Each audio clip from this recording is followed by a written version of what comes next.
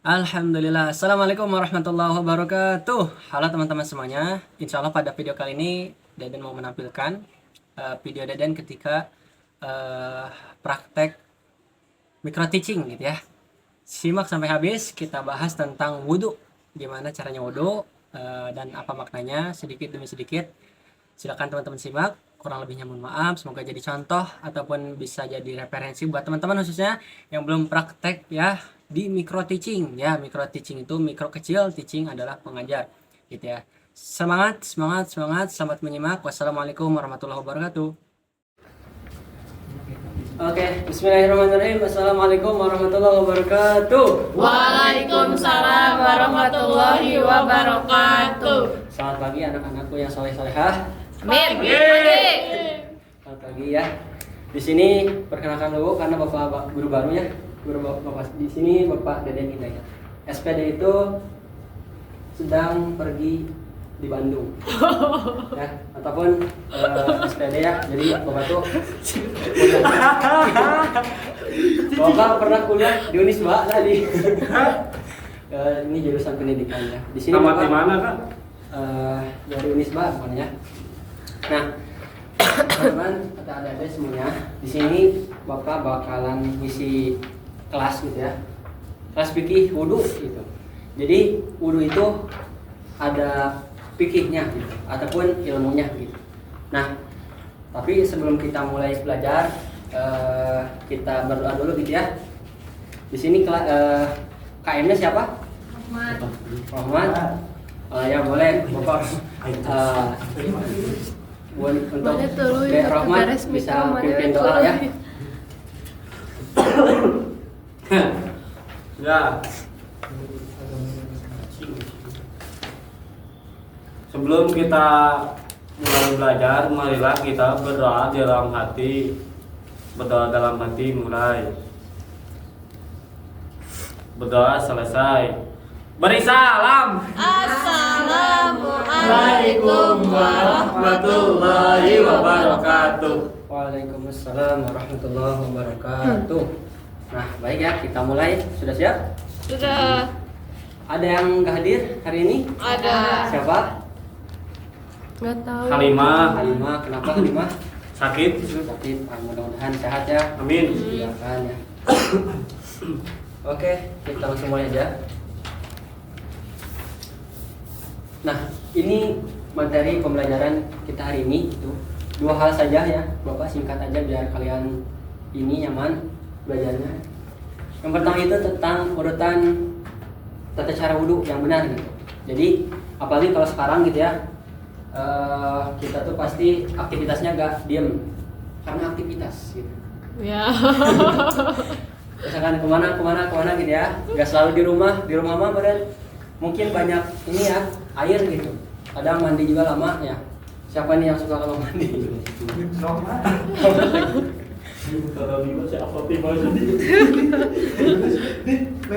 Oke. Nah jadi dimanapun dan kapanpun gak ada air, sekalipun bisa tayamum, kalau kita mau wudhu gitu ya, kita bisa berbekal gitu. Nah di sini Bapak bawa contoh ya, sebentar dibawain dulu.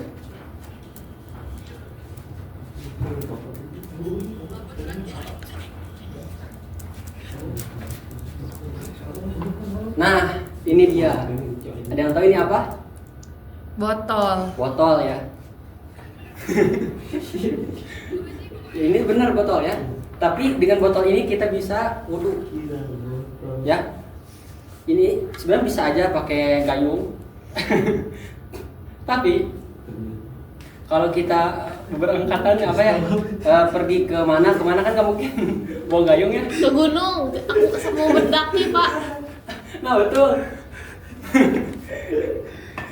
Apalagi kalau misalnya pergi ke gunung atau mendaki ataupun ke kampus nggak ada air, kan nggak mungkin bawa gayung gitu ya. Misalkan, tapi kita bisa bawa air juga gitu ya, yaitu dengan botol gitu. Sekalipun selain botol bisa dengan wadah yang lain, misalnya keler ya, untuk wudhu gitu. Nah, jadi kapanpun dan dimanapun dalam kondisi sulit air pun kita bisa berwudhu gitu ya. Nah, ini sebenarnya alatnya dulu gitu ya. Ya, karena dua materi ini akan kita bahas, yaitu yang pertama urutan wudhu, yang kedua itu adalah makna dari setiap gerakan dalam tata cara wudhu. Oke, kita lanjut. Nah, untuk wudhu ini kita tuh apa ya, bukan sekedar ritual biasa ataupun rutinitas, tapi juga ibadah. Karena ibadah maka harus berdalil, betul ya. Nah, di sini ada dalilnya Quran surat Al-Maidah ayat 6. Ini sebagian ya, sebenarnya ada panjang. Ada yang mau bacain? Nah, Dir. Oh, boleh. Adik Rahmat ya, silakan. Ade Rohman. Dede Rohman. Adik Rahmat enggak? Bismillahirrahmanirrahim. Ya ayyuhalladzina amanu idza qumtum ila sholati faghsilu wujuhakum wa aydiyakum ilal marafiq wamsahu biru'usikum wa arjulukum ilal ka'bayn. Oke, lanjut artinya Dek Fauji. Dede Fauji. Kelihatan, Pak.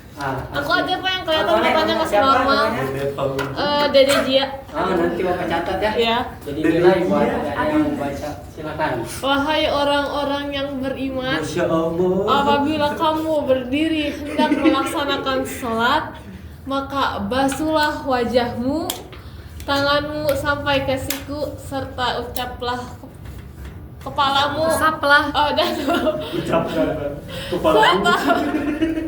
usaplah kepalamu dan basuh kedua kakimu sampai kedua mata kaki. Masya Allah, alhamdulillah. Terima kasih, tepuk tangan dulu. Nah, itu dalil yang pertama.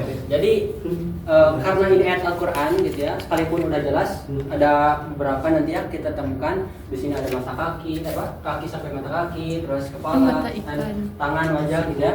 Tapi ada juga penjelasannya. Biar sempurna maka harus mengikuti Nabi Muhammad Sallallahu alaihi wasallam. Karena Rasulullah juga bilang di dalam sebuah hadis, "Shallu kama ra'aitumuni usolli." Salat itu salatlah kalian sebagaimana kalian melihat aku salat. Sama halnya dengan ibadah yang lain, khususnya dalam wudhu. Next.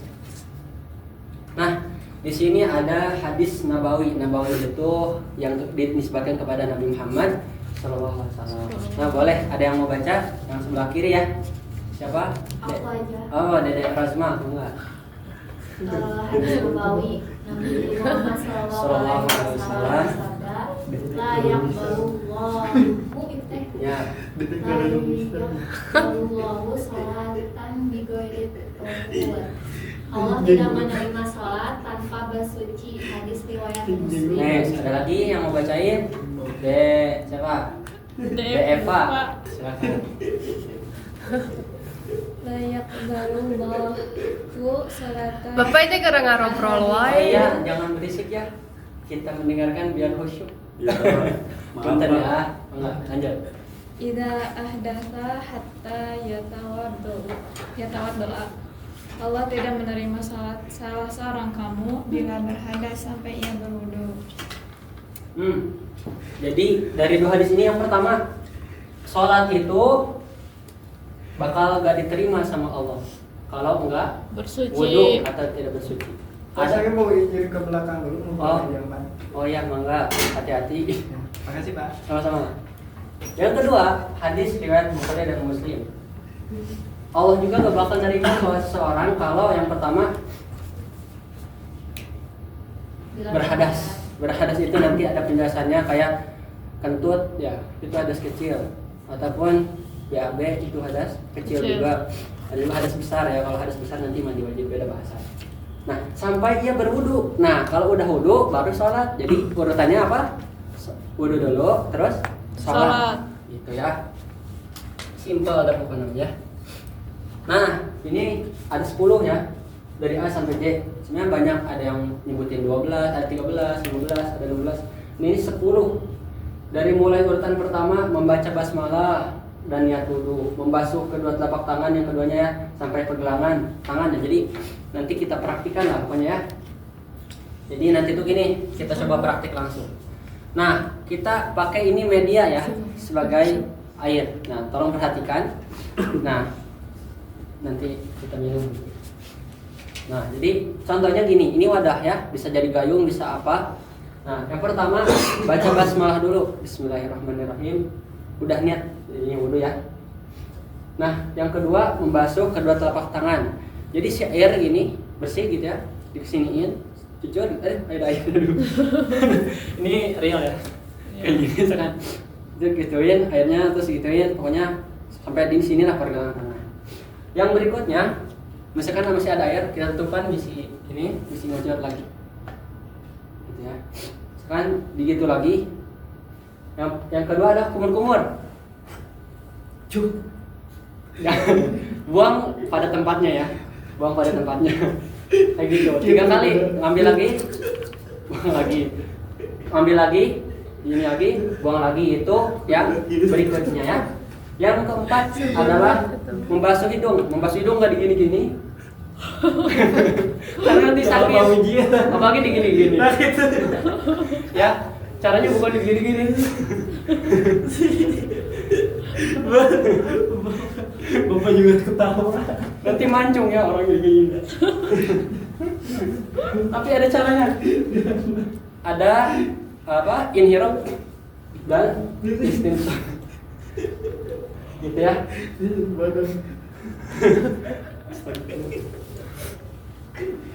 Nah, begini ini sama begini, dihirup. Nah, sakit ya, kerasa gitu. Biasanya sakit, apalagi yang baru gitu. Tapi udah terbiasa itu sehat ya ke otak gitu ya. Jadi peredaran apa sih oksigen tuh nanti ada otaknya encer gitu ya. Jadi Bahkan ada manfaatnya nanti ya, kita jelaskan sedikit. Bahwa ada orang nih sakit jadi nggak bisa nafas gitu. Nah itu sampai apa sih? Apa mencium aroma bunga tertentu misalnya. Martabak. Apa? Ya kalau sekarang apa sih? Yang kayak putih misalkan ya. Yang Kayak mineral putih. penyegar. Ya itu biar si ini tuh nggak mampet sih di hidungnya tuh. Nah ternyata di dalam wudhu juga ada itu menghirup air. Kencang tek. Nah itu biasanya keluar lagi gitu, kayak air liur gitu ya.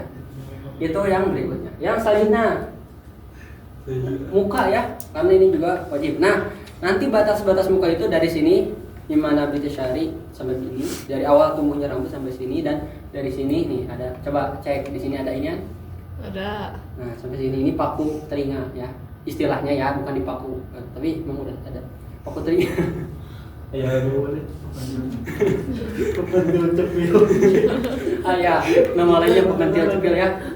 Jadi dari awal tumbuhnya rambut sampai sini, kalau ada yang berjenggot nanti misalkan ada Rahmat dan ada Fauji begini ya. Sunnah gitu ya, bagus. Dari sini sampai sini, dari sini sampai ini gitu ya. Itu semuanya muka dan harus dibasuh. Jangan sampai tidak ada yang terbasuh. Tidak. Karena kalau nggak terbasuh berarti tidak sah ya, tidak sah. Sampai dikatakan satu total pun nggak boleh ada yang terlewat gitu. Berikutnya membasuh kedua tangan sampai siku, sama ya, pakai air, wadah air, bisa gayung, bisa gelas ini atau ini. Dikesiniin juga gini, kucur gitu. Bisa set, bagusnya gitu ya, dari tangan sampai siku. Jadi dari tangan sampai siku gitu ya. Air di sini misalnya, set, siniin, ada gerakannya juga. Set. Nanti ada hikmahnya gitu. Apalagi kalau ketika COVID kemarin ya, itu kalau kondisinya ada sesuatu gitu ya. Air diambil gini ke sini, terus set gitu ke bawah. Jadi si air tuh ujungnya di sini, bukan di sini ujungnya gitu. Kan kalau gini kan ke bawah gitu. Ini set, set gitu. Jadi dari belakang dulu gini, nanti ya dipraktikin set, set gitu. Cukup 3 kali, terus kiri sama ambil air gitu, kesiniin set. Ini prakteknya ini Bapak lagi mencoba mendemonstrasikan buat ada yang paham. Jadi gini Pak, set ada suaranya set gitu. Nah, nggak perlu ada suaranya set-setan ya. Apalagi kalau ada orang wudhu diset-setin ya, nggak usah. Kalau ada kerjaannya contohnya. Oke, berikutnya adalah mengusap sebagian kepala. Mengusap ya, jangan mengguyur. Mengguyur mah kayak tadi gini. Nanti ada malah keramas gitu ya di situ. Ada keramas. Lagi ibak. Nah, karena ini bukan mandi, ini wudu ya. Jadi ibaratnya syariatnya gitu ya. Diberi kasih air di tangan, lalu jangan diminum tapi dibuang. Misalkan diambil air, dijatuhin gitu ya, gak usah ke bawah. Jangan jual ke orang. Ya. Ambil air gitu. Jadi air disiniin gitu ya, ke tanganin, lalu dikucurkan, dibuang aja ke bawah. Lalu disusap. Kalau dua tangannya ini ya, pakai ini. Tapi kalau pakai satu juga boleh, gitu. Ini dibuang dulu. Segini juga cukup. Atau Kalau mau dibanting cewek boleh. kalau cewek Sama. Oh, kalau cewek kan, cewek mah nanti pakai kerudung ya. Apalagi Iya. di tempat umum itu gak usah dibuka kerudungnya ya. Apalagi bajunya gak usah. Itu beda konteks ya. Jadi karena adik-adik perempuan itu harus menutup aurat, nanti bisa ngambil air kayak gini. Ya, ini praktekin bapaknya. Nih, lalu kesini juga boleh. Bagian belakang kan, selesai masuk ini kan. Nah, yang penting bagian kepala. Oh, siap. Nah, udah gitu, tapi nggak boleh rambut yang ada di sini, misalkan rambutnya panjang, yang di sini. Yang di ujungnya nggak boleh? Oh. Harus yang ada di kepala. Karena sebenarnya perintahnya wamsahu biru'usikum. Ru'us itu bukan rambut saja, tapi kepala ya khususnya. Sekalipun botak gimana kan nggak ada rambut. Masa harus dari rambut dari bawah atau dari ketiak, nggak usah. Tapi ini aja kepala yang botaknya itu. gitu. Berikutnya ada membasuh kedua telinga sebanyak 3 kali. Nah, kayak tadi dikasih air, ujungnya aja 2 jari, bisa aja jari. Sini ada gerakannya juga. Jadi bagian luar, bagian dalam, digituin gitu ya. 3 kali. Berikutnya juga membasuh kedua kaki sampai Mata kaki mata kaki. Nah, mata kita yang mana? Ya, ini. Aduh, Bapak susah meraktikinnya, ini masa gini. Nah, kelihatan? ya Di sini punya. ya. Adik-adik juga punya. Nah, dari sini sampai sini dibasuh, begitu ya, dibasuh sampai ke bawahin lagi gitu. 3 kali. Gak usah berlebihan. Nah, itu gak boleh berlebihan. Oke, kita next. Nah, ini ada niatnya, misalkan cukup juga gini, misalkan pakai bahasa kita ya. Aku berniat dulu karena Allah juga cukup gitu ya. Misalkan ada yang dari awal, nanti ada versi-versi. Ada yang sebelum wudu dari mulai basuh tangan dulu dan niat. Ada juga pas ketika membasuh wajah gitu kayak mazhab Syafi'i gitu ya. Coba kita bareng baca. Nawaitu raf'al hadasi lillahi ta'ala. Ini versi singkat banget ya. Aku berniat mengangkat hadas karena Allah Ta'ala. Itu cukup. Berikutnya membasuh wajah tadi ya. Ini ada faedah-faedahnya, nanti ada dibaca gitu ya. Itu bisa kayak pokoknya ada faedah-faedahnya ya. Terus membasuh kedua tangan hingga siku. Ada juga mengusap sebagian kepala. Terus membasuh kedua kaki sampai mata kaki. Dan tertib dari awal, misalkan tangan dulu, ini sampai akhirnya tadi kaki. Nah, ini tertib. Nah, ini 6 rukun wudu. Selanjutnya, nah ini praktiknya. Coba Bapak minta salah seorang untuk baju ya, mencontohkan dari awal sampai akhir. Rahmat. Sok, siapa yang mau? De aku. Oke, De Rahmat ya. Dengan cepat, hanya cukup 1 menit cukup ya. Gitu. Oke.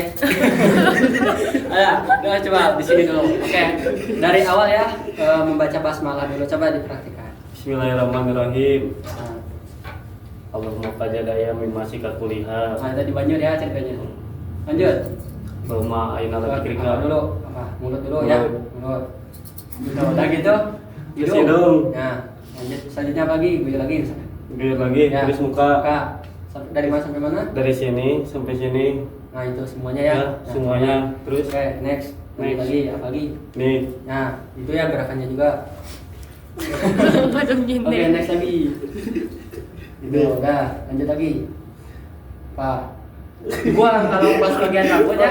Si ininya dibuang dulu Dicepretin ya. Nah. Terus digini-gini. Nah, cukup baik dia atau gini ya. Gimana Pak kalau nggak ada rambutan? Botak dulu apa bagian kepala. Next. Telinga. Terus Udah. gini. Terakhir. Gini. Oh iya, salah. Nah, udah cukup. Terima kasih teman-teman. Alhamdulillah. Ya, teman-teman. Nah, Coba kita tanya jawab. Oke, nggak ada pertanyaannya? Cukup. Cukup. Tadi sudah bertanya ya. Terima kasih. Ini ayat Al-Quran juga. Jadi, nah penting juga ketika belajar ilmu wudhu itu kita bertanya kepada ahlinya atau Pak Ustadz ya. Ya karena ada sebagian ngajarin karena bukan ahlinya, bukan orang yang berilmu tentang ilmu fikih, dia menjawab seenaknya sehingga pas wudhu itu salah. Kan kalau salah wudhunya, sholatnya juga nggak sah gitu, nggak sah wudhu, nggak sah sholat gitu. Jadi supaya kita bisa sah wudhunya, kita belajar ke yang ahli ilmu. Kalau di sini ayatnya coba siapa yang bawa baca? Kau tuh. Oh, ada Rahmat lagi. Bismillahirrahmanirrahim. Wa ma arsalna min qablika illa rijalan nuhi ilaihim faslu ahlal dzikri in kuntum la ta'lamun. Fas'alu ahlal dzikri in kuntum la ta'lamun. Yang artinya kami tidak mengutus sebelum engkau Nabi Muhammad SAW, melainkan laki-laki yang kami beri wahyu kepadanya. Maka bertanyalah kepada orang-orang yang mempunyai pengetahuan jika kamu tidak mengetahui. Oke, hatur nuhun. Nah ini ya kesimpulannya, fikih wudhu itu berkaitan dengan 3 ya. Ada ilmu, ya tadi pelajari ilmunya dulu. Berikutnya amalan ya, kita praktikan. Berikutnya juga tugas. Tugas kita apa? Tugasnya tidak ada tugas tulis ya ternyata. Tugasnya adalah setelah adik-adik kesini belajar dan paham ilmu wudhu, adik-adik praktikan wudhu itu di rumah masing-masing. Gak usah videoin. Yang penting adik-adik tahu caranya benar dan adik-adik bisa wudhu dengan benar, sholat dengan benar, sehingga sah gitu ya. Mudah-mudahan pembelajarannya menjadi ini hatur nuhun. Ya, Itu siapa, Mak? Itu Bapak lagi dulu. Cukup sekian anu kapiatur hatur nuhun adik-adik semuanya, mudah-mudahan berkah hidupnya. Amin. Ya, solusinya dimudahkan. Amin. Oke. Saya dari ya, gitu doang. Oke, kita tutup kegiatan kita hari ini dan mengucap hamdalah bersama-sama. Alhamdulillahirabbil alamin dan doa kafaratul majlis. Subhanaka Allahumma bihamdika asyhadu an la ilaha illa anta astaghfiruka wa atubu ilaik. Sekian. Hatur nuhun adik-adik. Hati-hati di perjalanan. Wassalamualaikum warahmatullahi wabarakatuh. Waalaikumsalam warahmatullahi wabarakatuh.